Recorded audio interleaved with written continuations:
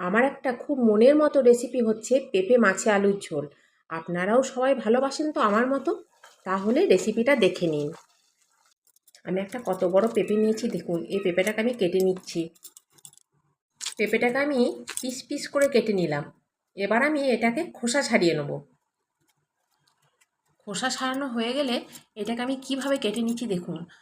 এই যে এইভাবে কেটে নিতে হবে। পেঁপেগুলো আমার সব কাটা হয়ে গেছে। এবার আমি একটা বড় আলু নিয়ে ওইভাবেই পিস পিস করে কেটে নেব। একটা কড়াইয়ের মধ্যে জল আর লবণ দিয়ে পেঁপে আর আলুগুলো আমি একটু ভাপিয়ে নেব।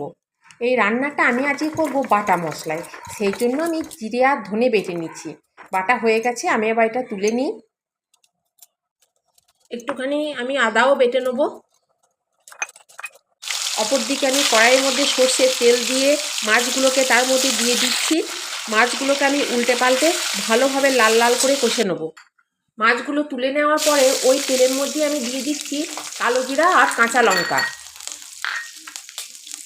এবার আমি দিয়ে দিচ্ছি টমেটো কুচি।